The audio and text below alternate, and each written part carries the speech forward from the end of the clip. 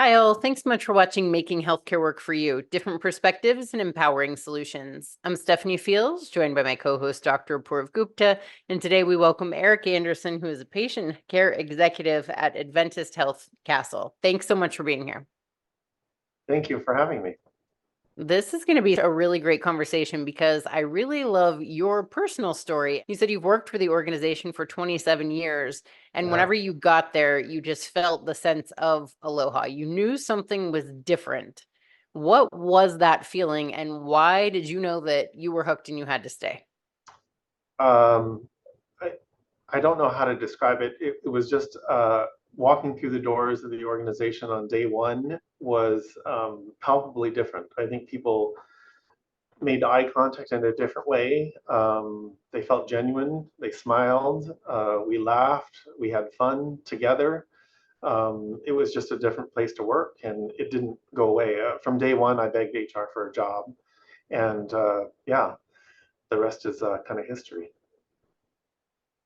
Eric, it's interesting that you mentioned that, and it brings up a couple of questions which I'll bring up maybe together. One is you had also mentioned a concept called Ohana, which I think you mentioned means family, and maybe you can tell us how that relates to Aloha. And the related question is, why do you think it was so different? Because I know along the way you went on a very specific journey to build that into the culture, but at the same time that was there also when you arrived. So I'd be really curious to understand your thoughts on how it was already present within the culture. Uh, the word Ohana means family in Hawaiian, and it's I think culturally important to us. You have extended families here, and traditionally we refer to people as auntie and uncle out of respect. Usually they're older than you. It doesn't work downhill. I'm called uncle now, so it's a sign of respect. I think it also helps us treat people with more authenticity. Um, and then aloha, I think that love matters. It's just if you really truly care about your family and you show it through your aloha spirit and your behavior, your words, then it's a lot easier to get not just your teams engaged, but your patients. Nobody wants to listen to a nurse that doesn't care about them. So I think it's a different game when we're all in we all have the goal of achieving great outcomes for our patients. And it's a lot easier to engage our patients if they have those feelings of inclusivity. If they're part of the process and making decisions, they're informed of what their disease process is and what options they have and how to make decisions effectively that impact their care in a positive manner that is conducive to their lifestyle. And I think you really help drive that outcome-based care that we're trying to drive. You said that along this journey, and it kind of tags on to Apoorv's last question, that it existed. This culture was there, but then you must have realized this is special. We have to be able to harness this. And you've said that you've actually learned that you can teach empathy. So how do you do that? And how do you make sure that the people who are within your organization are living this value? So yes, we have figured out that this isn't just something we can count on always being there without some intentionality. So at orientation, or within 90 days of orientation, everybody's required to take our empathy class. And the empathy class helps people understand that body language and words, which don't cost you much of anything, can really have a huge impact on people. One of the exercises that we have people go through is, um, you're going to pretend to have a problem, role play, and one of you is going to be the patient or the person with the issues and asking for help, seeking support. And the other person is going to treat you with disrespect first, and then respect, and then you reevaluate as a group. Okay, how does this make you feel?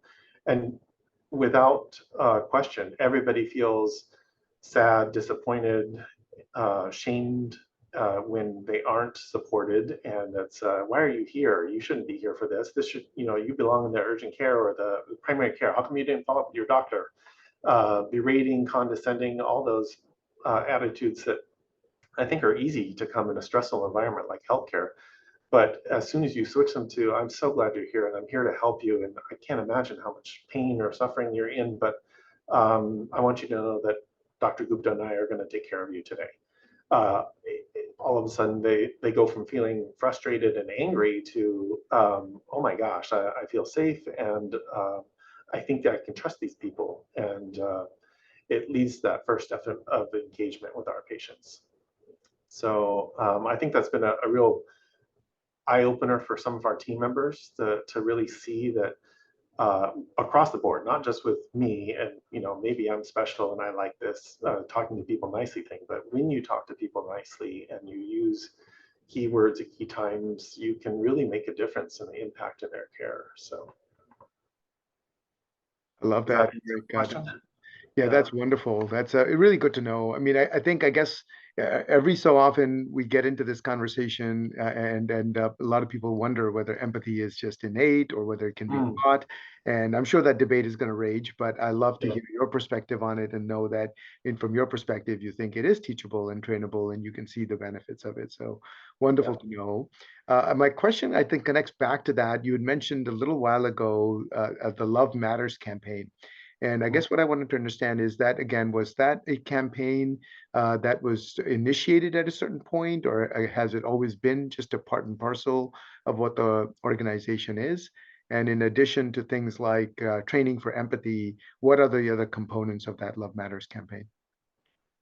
I think we've been on our Baldrige journey for, gosh, a while, more than 20 years now.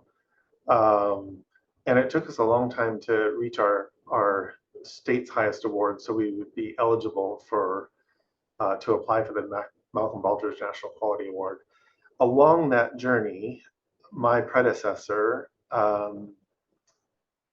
we were working to identify our core competencies, and the core competencies we identified at Castle were executing strategy, love matters, and how how to better integrate and make sure that we're capitalizing on um, some of the innate things that were here for years and are part of the culture overall in the islands. But how do we take those to another level of performance? I really loved how you were talking about you said you had a Christmas tree lighting, you Mhm. do a career rehab thing, which has led to some full-time people on your end.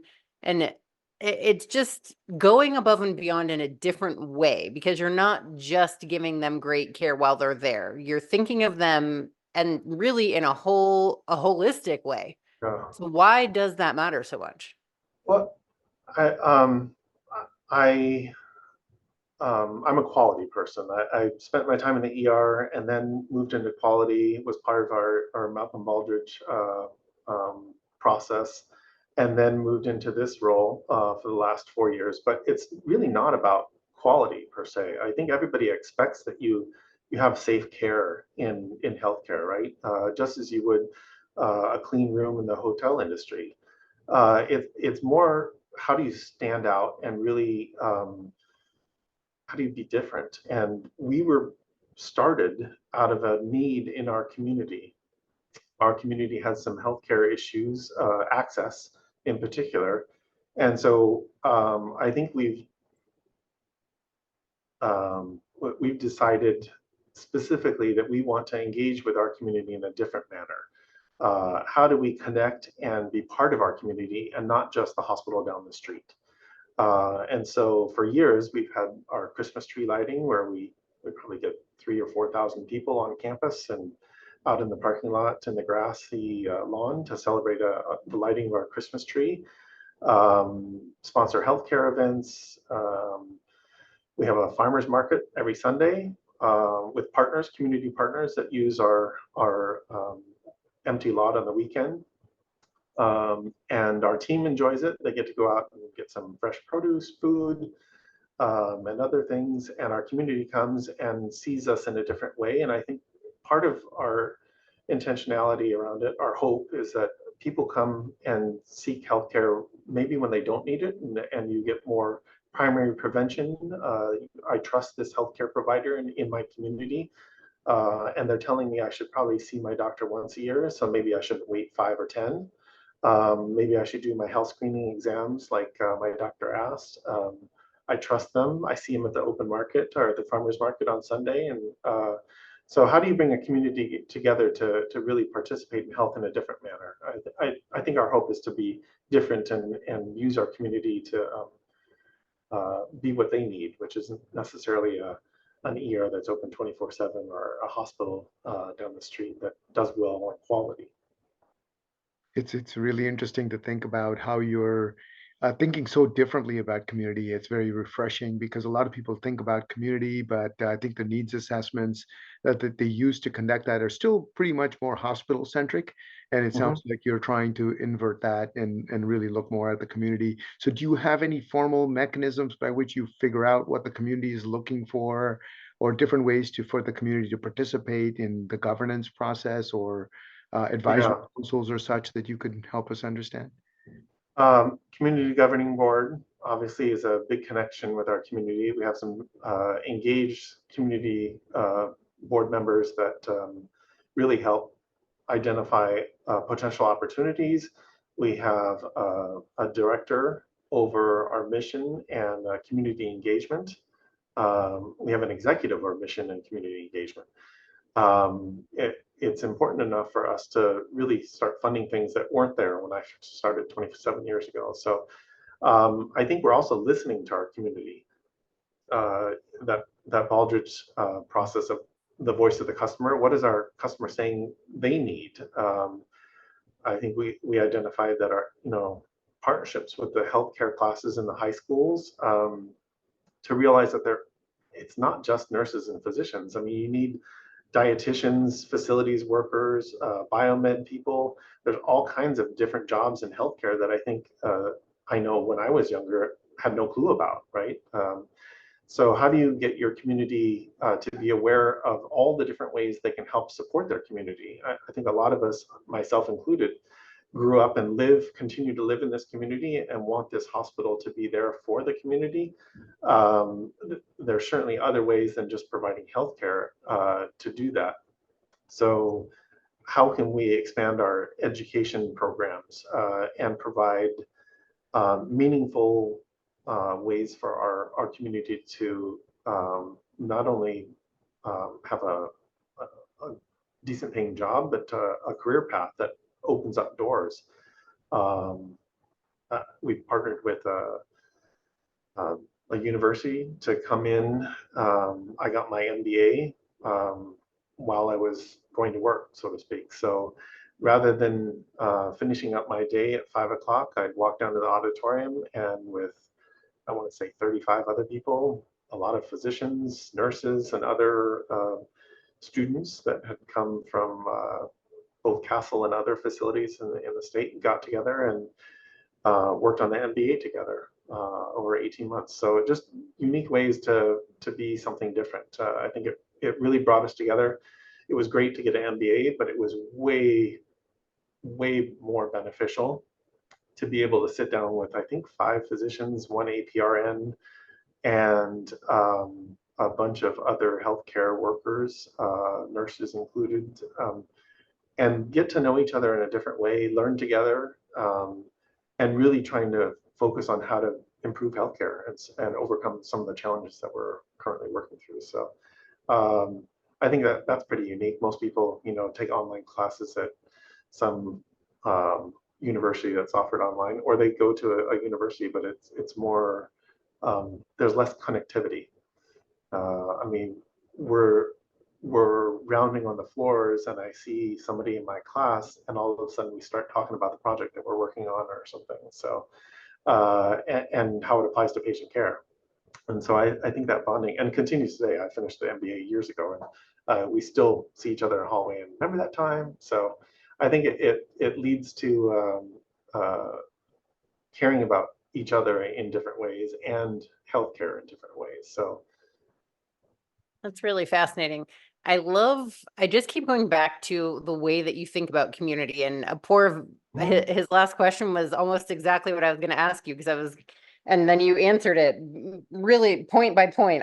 Does the community guide you? How do you know what the community needs? And then you said that and all of that. So it was so funny. But you keep mentioning with part of this community, first of all, bonding and, being together, but also trust.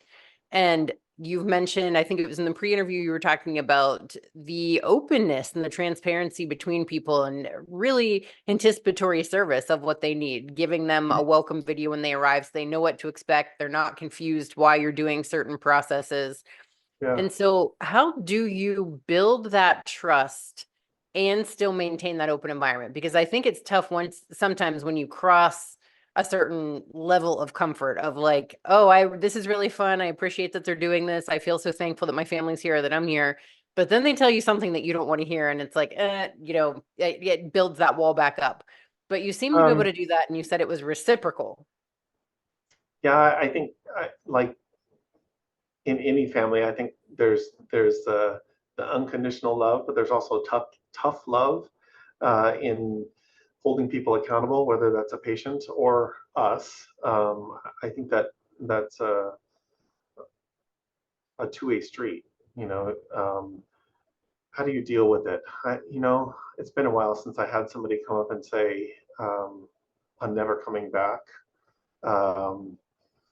It does happen, and we're not perfect. I'd be the first to admit that we are not a perfect organization. We're a learning organization, and we try and not make the same mistake twice. But it takes a lot of listening and commitment to making sure that we're figuring out where we have the opportunities for improvement, how to best improve them.